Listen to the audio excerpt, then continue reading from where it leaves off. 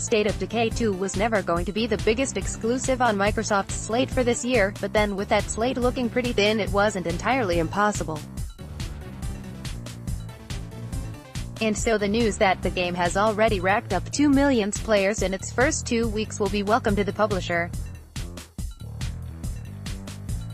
That number includes every player on both Xbox One and PC, with a single cross-play community.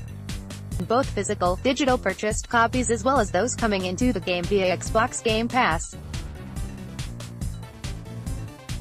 It's the new template for Microsoft exclusive releases then, following on from Sea of Thieves.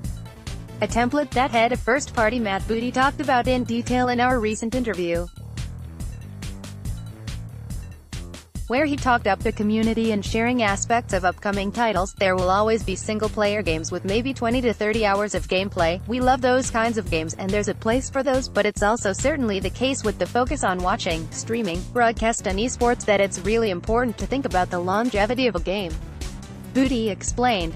That obviously allows for better monetization in the long run, with an engaged community around the game. However, State of Decay 2 is notable in not going down the microtransaction route, with Richard Fogg from Undead Labs saying, "There's going to be a one-time price for it, rather than a relationship with the game where people pay for things and don't know what they're going to get. That shouldn't feel right. We didn't want microtransactions or where you're buying loot boxes with Zombucks or anything."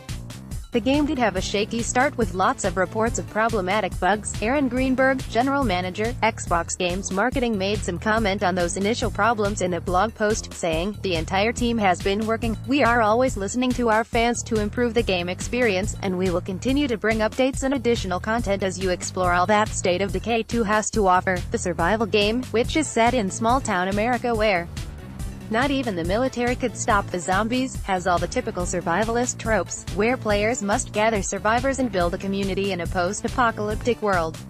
And that community seems to involve a whole bunch of shooting stuff, of course. Cultural commentary on American society is beyond MCV's remit, but we'll let you draw your own conclusions.